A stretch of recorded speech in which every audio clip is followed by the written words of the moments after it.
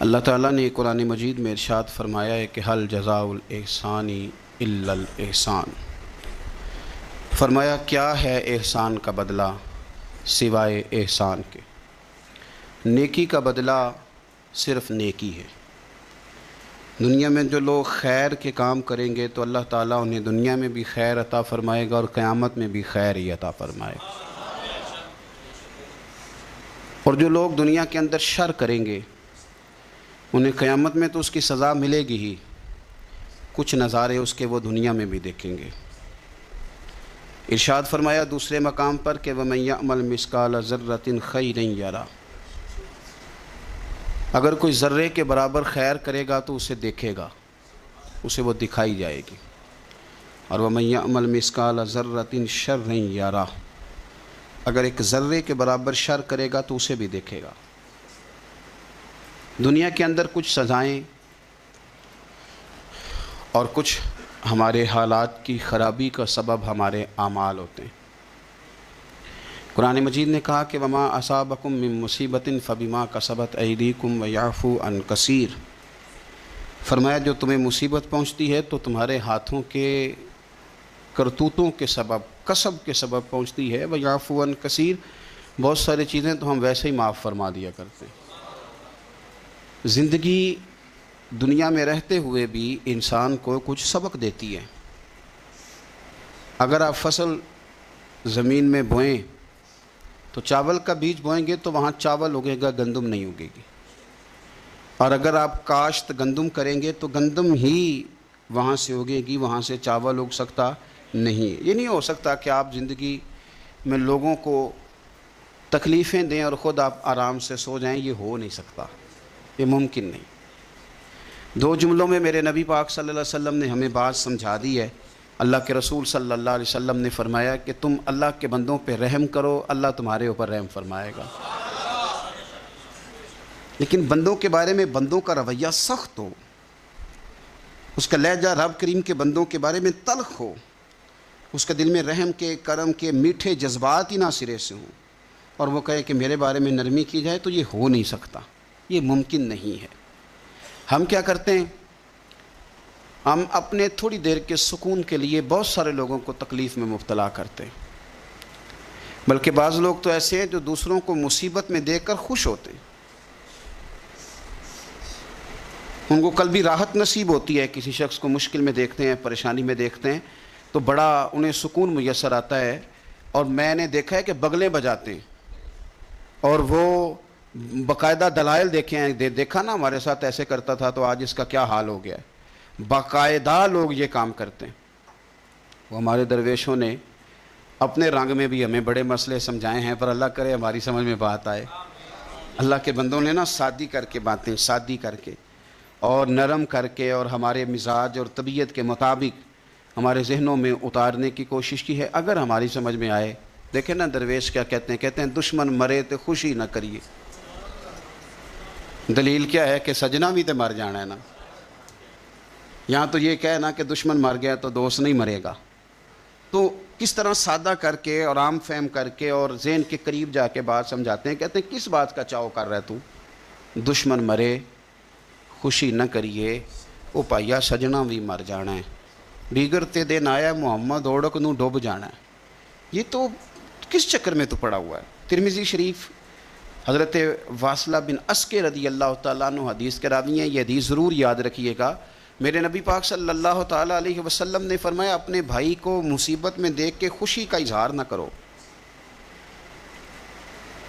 اسے تکلیف میں دیکھ کر کبھی خوشی کا اظہار نہ کرو، ورنہ حضور فرماتے ہیں اللہ اس پر رحم کر دے گا اور تمہیں اس مصیبت میں مبتلا کر دے گا۔ کبھی بھی دشمن مرے تو کدے خوشی نہ کریے، کیونکہ سجنا بھی تو مر جانا ہے۔ کبھی اپنے بھائی کو مصیبت میں دیکھ کر، آپ یقین کریں کہ میں نے دیکھا ہے کہ بھابھی کا خاندان کسی تکلیف میں آ گیا ہے تو وہ بجائے اس کے کہ ان کے لیے دعا ہوتی، لیکن شریکہ چل رہا ہے نا، تو تبصرے ہوتے ہیں کہ میں نے تو پہلے ہی کہا تھا یہ لوگ ٹھیک نہیں۔ یہ بامروت، با اخلاق اور وفادار لوگوں کا یہ رویہ ہی نہیں ہوتا۔ وہ تو گہرا دشمن بھی ہو، گہرا، اس کے بارے میں بھی دیکھیں نا میرے نبی پاک صلی اللہ تعالیٰ علیہ وآلہ وسلم کافروں اور منافقوں پر نرم دل نہیں تھے؟ ان کے بارے میں بھی حضور دعائیں کرتے تھے کہ اللہ انہیں خیر کی توفیق عطا فرما۔ تو کبھی بھی کسی کے بارے میں اس طرح کا رویہ اختیار نہ کریں، ورنہ وہ وقت دور نہیں کہ جب آپ اسی طرح کا ہمارا معاملہ عیب تلاش کرنے کا ہے۔ میں کس طرح کھول کے آپ کو یہ بات عرض کروں کہ لوگوں کا دل کرتا ہے کہ ہمیں خوبیاں نہیں کمیوں کا بھی پتہ چلے۔ ٹٹولتے ہیں کہ تو وہاں نہیں جاتا، تو جاتا تھا تو اب کیوں نہیں جاتا، اور تو اگر جاتا ہے تو پھر تو کوئی کہانی سنا، کوئی بات چھیڑ۔ یہ ہمارا مزاج ہے، ہم چاہتے ہیں۔ میرے رب نے ہمیں محدود بنایا ہے، ہم لامحدود کیوں ہوتے ہیں؟ اللہ نے ہمارے اوپر رحم فرمایا ہے کہ ہمیں دیوار کے پیچھے نظر نہیں آتا، یہ اس نے کرم فرمایا۔ اگر ہمیں نظر آتا ہوتا تو کتنے پردے کھل جاتے، اور بہت ساری چیزیں جو پردوں میں رہنی چاہیے تھیں وہ پردوں میں نہ رہتی ہیں۔ اس نے کرم فرمایا ہے کہ ہمیں دیوار کے پیچھے نہیں سنتا، اس کو کرم سمجھو، پردے نہ کھولو۔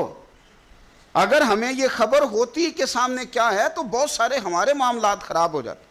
اس کا شکر ہے، اس کا کرم ہے۔ یہی بہتر ہے کہ پردوں میں وہ پردہ پوش رہے، اور وہ اگر پردے اٹھا دے تو کسے ہوش رہے۔ مہربانی کریں، آپ جو اللہ تعالیٰ نے ہمیں محدود بنایا تو لامحدود ہونے کی کوشش کیوں کرتے ہو؟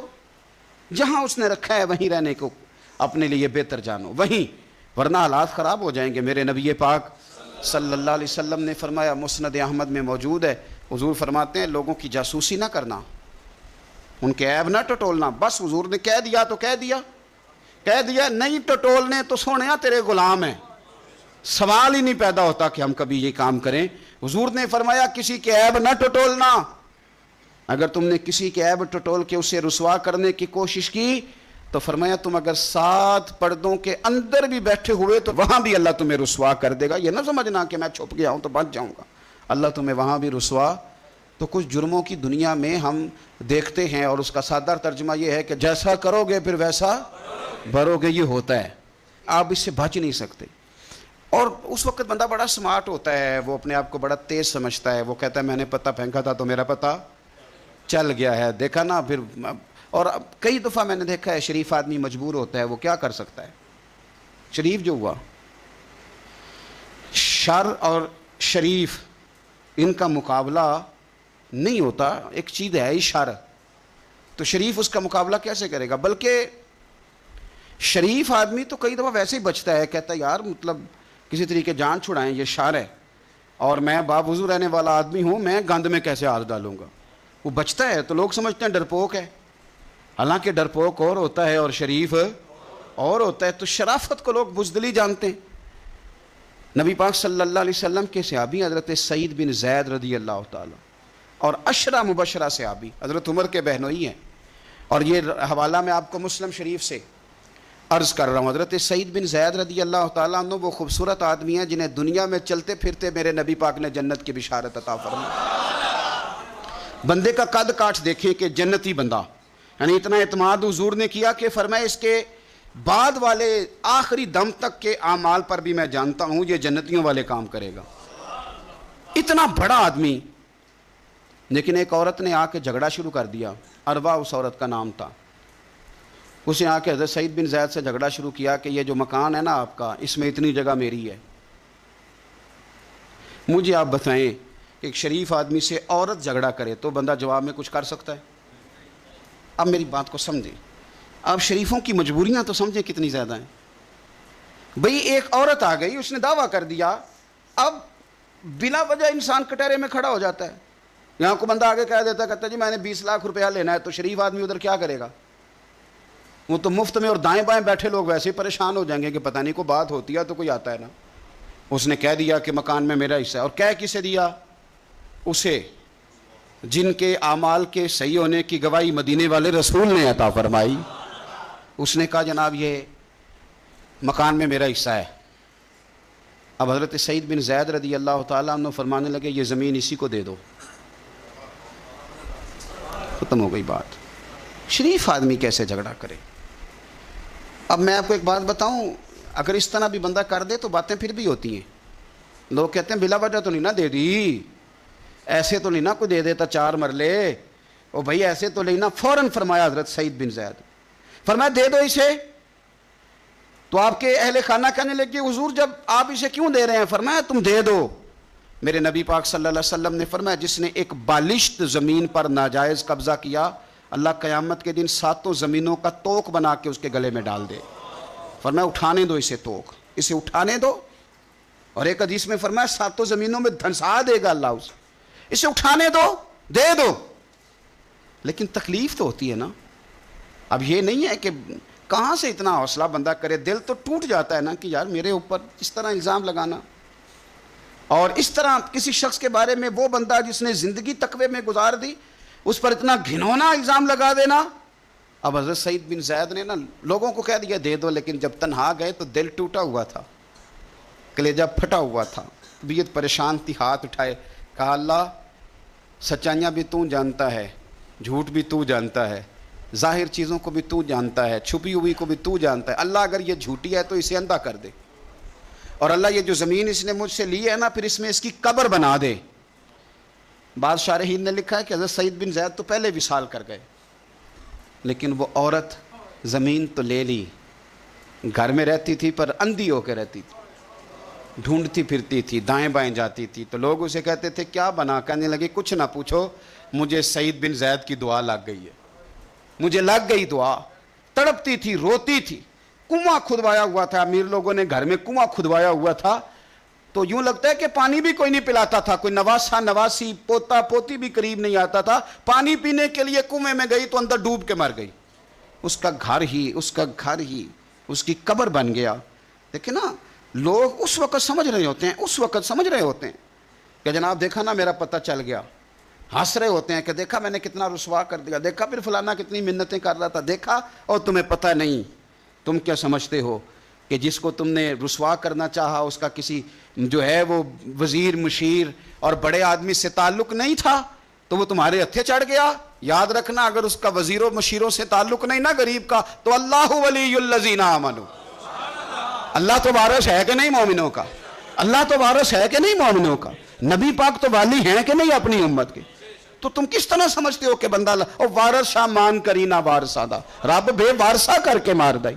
تو ہم جب چل رہے ہوتے ہیں نا تو پھر تو ہماری قد کاٹ کا کون مقابلہ کرے، اور جب ہم چڑھ جائیں ہوا کے گھوڑے تو پھر کون ہمارا رخ پھیرے.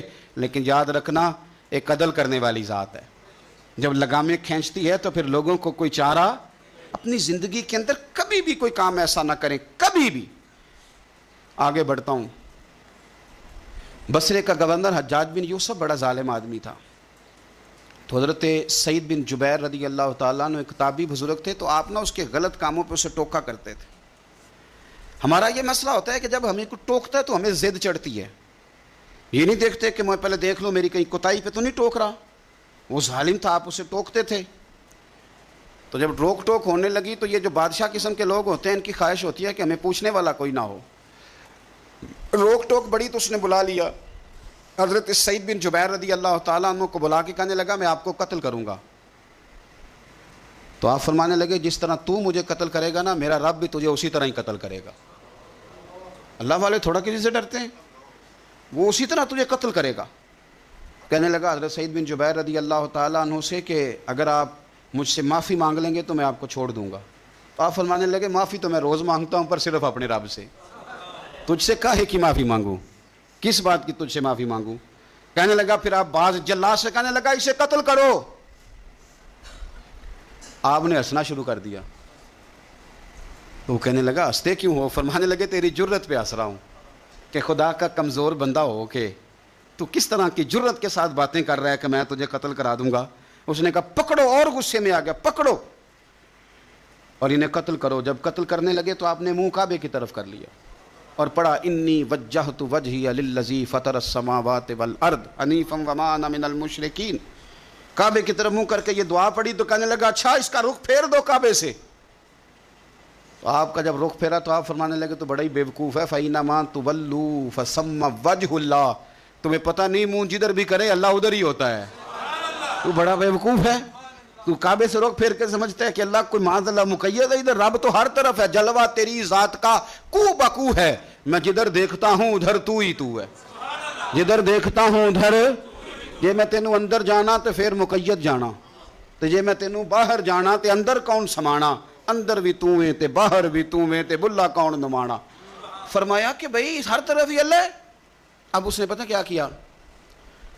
آپ کو جب قتل کروا رہا تھا نا تو حضرت سعید بن جبیر نے ہاتھ اٹھایا کہ اللہ میرے بعد اسے کسی اور کو قتل کرنے کا موقع نہ دینا، میں اتنی بات کسی اور پر اسے مسلط نہ کرنا۔ حضرت سعید بن جبیر قتل ہوئے، شہید ہوئے تو اتنا خون بہا کہ خون بند ہی نہیں ہوتا تھا، اتنا خون۔ وہ کہنے لگا وزیروں سے، مشیروں سے، طبیبوں سے کہ اتنا خون؟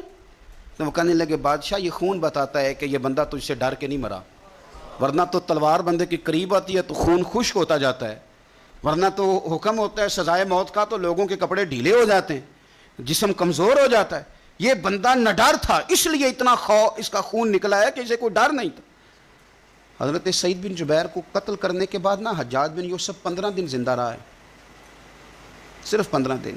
کینسر ہو گیا پیٹ میں، اتنی تکلیف ہوئی کہ جس بیماری کو آج آپ کینسر کہتے ہیں کہ کسی کی سمجھ میں نہیں آتا تھا۔ طبیب گوشت کی بوٹی ڈالتا تھا دھاگے کے ساتھ پیٹ میں، تو باہر آتی تھی تو وہ گل سڑ کے باہر نکلتی تھی، اس کے اپنے بھی اس کے کمرے میں نہیں جاتے تھے۔ او یارو، ظلم کرتے ہوئے لوگ سوچتے نہیں کہ اس کا حساب کتنا بھیانک ہوگا۔ رات کو چیخ مار کے اٹھتا، گھر والے کہتے تجھے کیا ہوا؟ وہ کہتا تھا جب بھی میں سوتا ہوں تو سعید بن جبیر میری خواب میں آتے ہیں اور میری ٹانگ پکڑ کے گھسیٹتے ہیں تو میری آنکھیں کھل جاتی ہیں، یہ جو بددعائیں ہیں یہ تمہارے بستر تک تمہارا پیچھا کرتی، یہ نیندوں میں سوراخ کر دیتی۔ لوگ کہتے ہیں پتہ نہیں کیا بات ہے سویا نہیں جاتا، تو میں کہتا ہوں پتہ کر لو، شاید کو بات نکل ہی آئے، پتہ کر لو، دیکھ لو، غور کر لو، توجہ کر لو، شاید کو بات نکل آئے۔ اگر نکل آئے نا تو پھر توبہ کر لو، اور اگر نکل آئے تو پھر معافی مانگ لو، اگر نکل آئے تو پھر اللہ سے ڈر جاؤ، اگر نکل آئے تو پھر احتیاط کر جاؤ۔ لیکن باتیں نکلنے پر بھی ہم ماننے کو تیار، تو یہ مت سمجھیں کہ جب انسان کسی کا ظلم کرے گا تو وہ چین کی نیند سوئے گا۔ جی ہو سکتا، جیسا کرو گے پھر ویسا، جیسا کرو گے پھر ویسا۔ مجھے بڑی ایک شخص کی، اور میں اس بندے کو داد دیتا ہوں، اس نے بڑی اعلیٰ ایک دفعہ بات کی۔ مجھے کسی نے بتایا کہ یہ فلانا آدمی اپنے باپ کا بڑا سخت نافرمان ہے، تو میں چلا گیا اور مجھے پتہ چلا کہ وہ بیچارے جو ہیں اس کے والد وہ تکلیف میں ہیں، تو میں نے جا کے ان سے کہا کہ آپ مہربانی کریں اس بچے سے کہ اپنے ابے کو راضی کر۔ تو مجھے کہنے لگا پیر صاحب آپ کے آنے کا شکریہ، پر یہ جو کر رہا ہے ٹھیک کر رہا ہے۔ میں نے کہا کیوں؟ کہنے لگے میں نے اس سے بڑھ کر اپنے ابا کو ستایا ہے، یہ ٹھیک کر رہا ہے۔ اور وہ روتا تھا شخص، وہ روتا تھا، کہتا تھا میں نے اس سے زیادہ زیادتیاں کی ہیں، تو یہ جو میرے ساتھ کر رہا ہے نا یہ صحیح کر رہا ہے۔ یہ میری بہو کے سامنے جب مجھے برا بھلا کہتا ہے تو یہ میری سزا، یہ میرا بنتا تھا، میرے ساتھ ہونا چاہیے تھا۔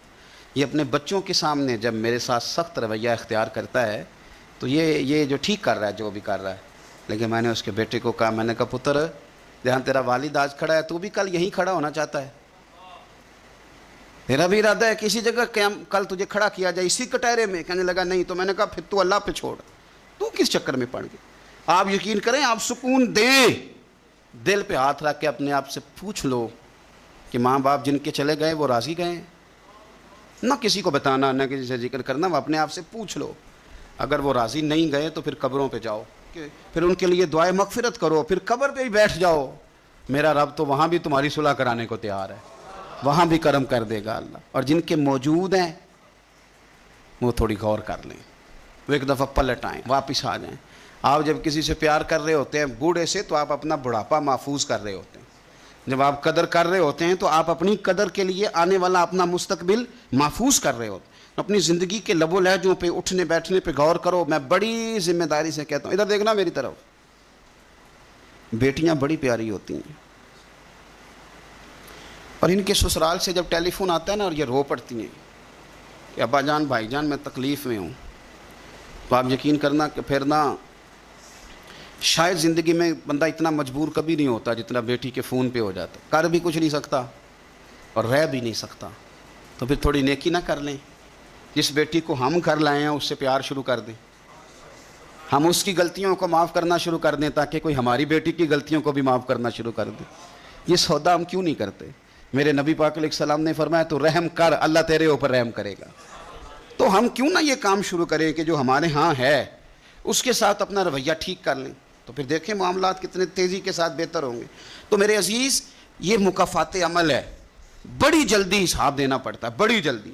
اور ایسے ہی لمبا وقت نہیں بیتتا، بس تھوڑا سا. بخاری شریف میں حضرت خباب بن ارت رضی اللہ تعالیٰ عنہ ایک صحابی ہیں، غریب آدمی تھے، اللہ نے کرم فرمایا، مدینے والے رسول کا کلمہ پڑھ گئے. اور یہ وہ خوش قسمت آدمی ہے جنہیں کبھی کبھی میرے نبی پاک خود ملنے تشریف لے جایا کرتے. میں نے سنا ہے وہ بن سمر کے میری عیادت کو آ رہے. تو کبھی کبھی کبھی کبھی حضور بھی سرکار بھی چر ہویا نا مینوں ترلے لیندے آ تے کدی موڑ میرے ول واگا تے خواب میری چ ایک وار جاویں میں ساری عمر نہ جاگاں. تو سرکار کبھی کبھی جاتے. اور یہ وہ صحابی ہیں. 2 بندے ایسے تھے صحابہ میں جن کو حضرت عمر اٹھ کے ملتے تھے، اور جب یہ 2 لوگ آتے تھے تو عمر اپنی جگہ پہ بٹھاتے تھے. ایک حضرت خباب اور دوسرے سیدنا بلال. فرماتے تھے انہوں نے تکلیفیں سہی ہیں دین کے لیے. حضرت خباب لوہے کا کام کرتے تھے. ان کی مالکن عمار بڑی سخت عورت تھی، لوہے کا کام کرتے تھے. حضور صلی اللہ علیہ وسلم کا کلمہ پڑھ گئے. ایک دن مالکن کو پتہ چل گیا کہ یہ تو دین اسلام میں چلا گیا، تو وہ آئی بڑے غصے میں باولی ہو کر، اور آپ نے رکھا ہوا تھا وہ لوہے کی سلاخ آگ میں رکھی ہوئی تھی، تو اس نے جلدی سے وہ سلاخ اٹھائی اور جناب خباب کے سر پہ رکھ دی.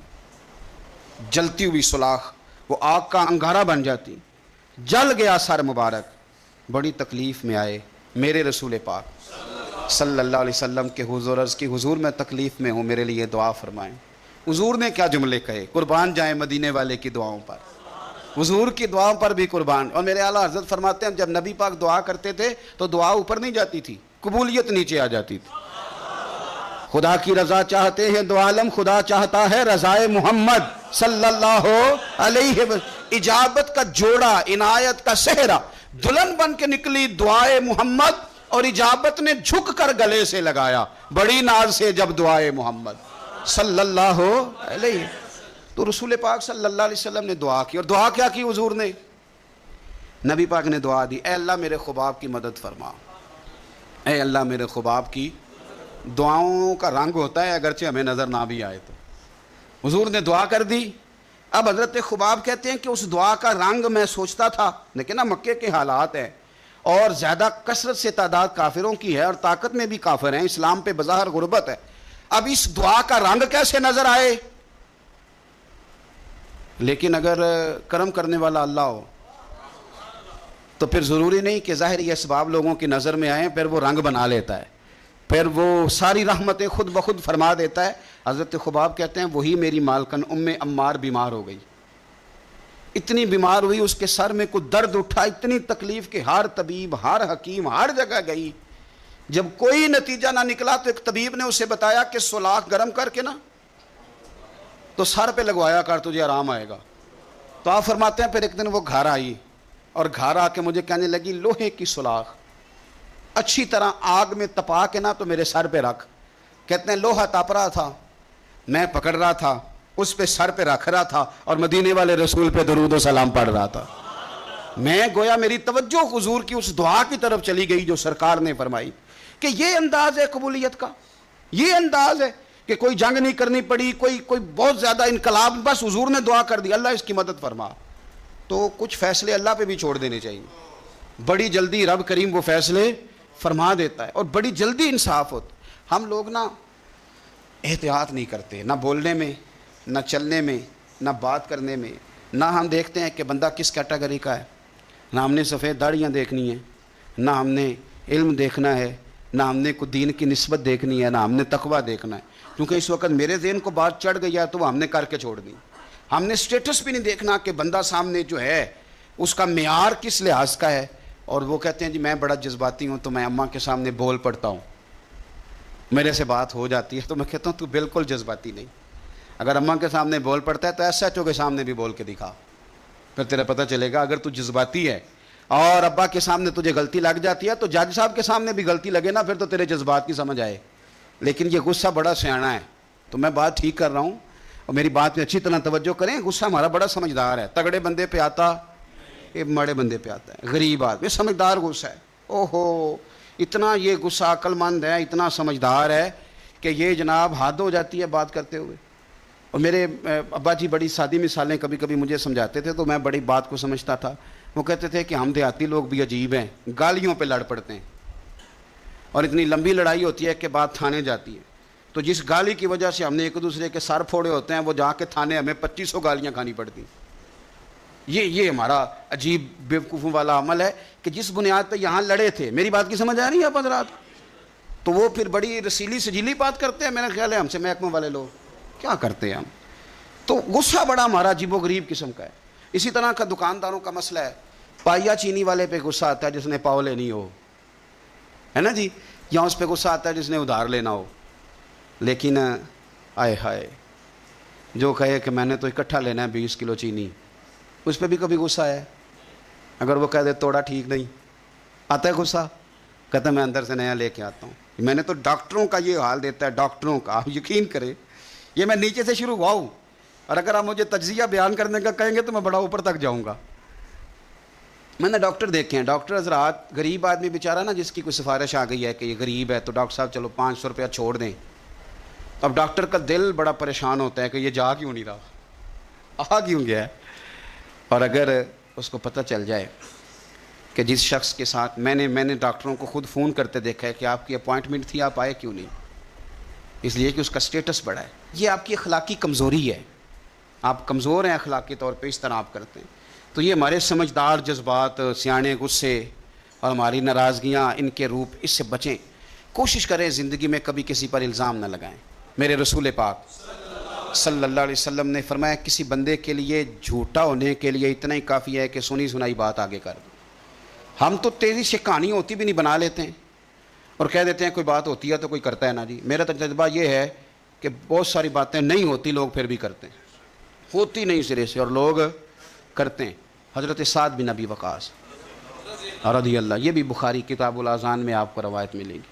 یہ عشرہ مبشرہ سے آبی ہیں, اور نبی پاک صلی اللہ علیہ وسلم نے ایک مقام پہ فرمایا تھا جب یہ بیمار ہو گئے اور پریشان ہو گئے کہ پتہ نہیں تندرست ہوں گا بھی کہ نہیں, تو حضور نے فرمایا سعد فکر نہ کر, اللہ شفا دے گا اور تیری وجہ سے اسلام کا فائدہ کرے گا اور کفر کا نقصان کرے گا. میں نے کہا کہ ڈائریکٹ آ کے کوئی بندہ الزام لگا لے تو شریف آدمی بھلا جواب کیا دے اس کو,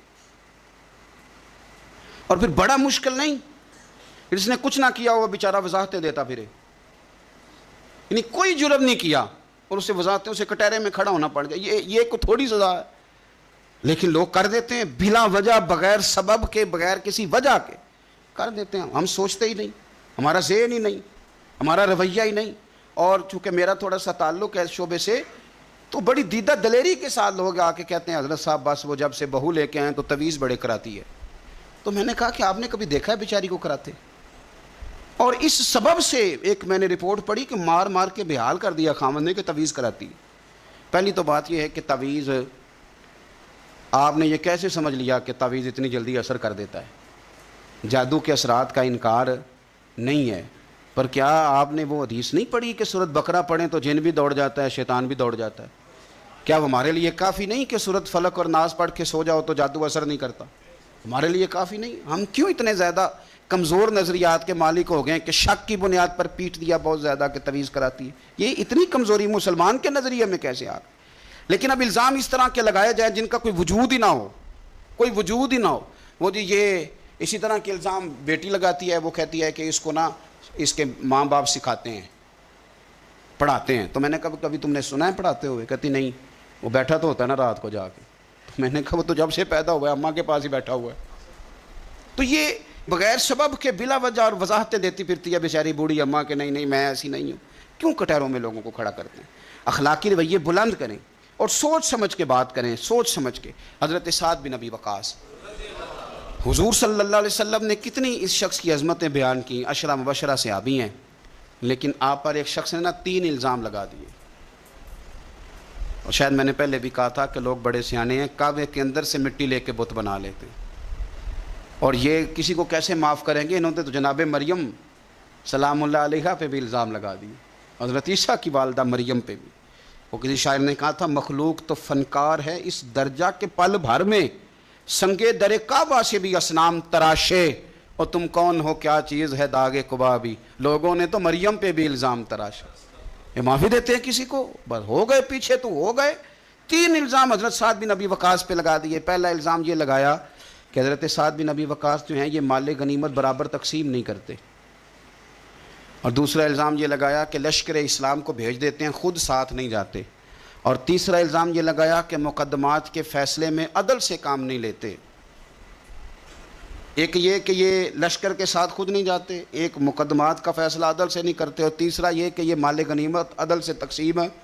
حضرت سعد بن ابی وقاص کو بڑی تکلیف ہوئی، ہاتھ اٹھائے، کہا اللہ اگر یہ جھوٹا ہے نا تو اس کی عمر لمبی کر دے، اس کے فقر میں اضافہ کر دے، اسے فتنوں میں مبتلا کر دے. دعا کر دی، بات ختم ہو گئی. حضرت سیدنا عبد الملک بن عمیر تابی بزرگ ہیں رضی اللہ تعالیٰ عنہ، فرماتے ہیں میں نے اس بوڑھے کو دیکھا جس کے لیے حضرت سعد بن ابی وقاص نے دعائیں کی تھیں. اس نے 3 الزام لگائے تو آپ نے جواب میں 3 دعائیں دیں. آپ نے کہا اے اللہ اس کی عمر لمبی فرما، فقر میں اضافہ کر، اسے فتنوں میں مبتلا کر. آپ فرماتے ہیں میں نے اسے دیکھا اتنا بوڑھا ہو گیا تھا، کمر جھک گئی تھی، یہ بھمیں اس کی آنکھوں پہ آ گئیں، چلا نہیں جاتا تھا. اور کبھی وہ مالدار ہوتا تھا، پر حضرت سعد بن ابی وقاص کی دعا نے اتنا پیچھا کیا کہ در در کی بھیک مانگنے پہ مجبور ہو گیا. اور بڑھاپے میں بھی اس کے فتنے کا یہ عالم تھا کہ ضعیف ہو گیا ہے، عورت کی خواہش رہی نہیں وجود میں، لیکن پھر بھی راہ جاتی عورت کو چھیڑ دیتا تھا. اور یقیناً پھر اس کی وجہ سے وہ مار کھاتا تھا چوکوں چوراہوں میں. تو لوگ اسے کہتے تھے کہ تو اس عمر میں بھی باز نہیں آتا. تو وہ کہتا تھا میں تمہیں کیا بتاؤں، سعد بن ابی وقاص کی دعائیں میرا پیچھا کرتی ہیں، وہ میں نے ان کو تکلیف دی تھی تو آج تک میں فتنے میں مبتلا ہوں. فتنے میں کہ میں جاتی جاتی خاتون کو پتہ نہیں مجھے کیا ہو جاتا ہے، اور پھر مجھے بے عزتی کا منہ دیکھنا پڑتا ہے اور رسوائی کا. تو کیوں لوگ بد دعائیں لیتے ہیں، اور کیوں کر کے لوگ اتنا سخت اپنے آپ کو بنا لیتے ہیں کہ وہ نیک صالح اور پاک لوگوں کے بارے میں بھی ان کے نظریات اس طرح کے ہو جاتے. خدا را زندگی میں بڑی تکلیفیں آ جائیں گی اگر ہم ان چیزوں سے نہیں بچیں گے. یاد رکھیں جیسا کریں گے پھر ویسا بھریں گے. بولیں بھی سوچ کے، چلیں بھی سوچ کے، مخالفت بھی کریں تو سوچ کے، اور اتنی جتنی کسی کی بنتی ہے.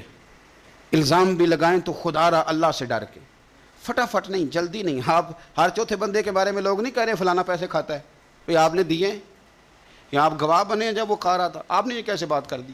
تو ہم تیزی کے ساتھ اس طرح کے اعمال اکٹھے کر رہے ہیں کہ جو ہمارے لیے اذیت کا سبب بنیں گے. میرے رب نے فرمایا احسان کرو، نیکی کرو تاکہ بدلے میں تمہیں بھی نیکی ملے. حل جزاء الاحسان الا الاحسان. کیا ہے نیکی کا بدلہ سوائے نیکی کے؟ اپنی زندگی میں کوشش کریں کوئی بد دعا نہ لیں، کسی کو اتنی تکلیف میں مبتلا نہ کریں کہ پھر وہ رب کریم کے دروازے پہ جھکے اور ہمارے لیے وہ بد دعائیں کرے. اللہ کے حضور حاضر ہوں. کوشش کریں کہ بھولے سے بھی کسی شخص کو ہماری وجہ سے تکلیف نہ پہنچے. اللہ ہمیں سمجھنے کی توفیق عطا فرمائے.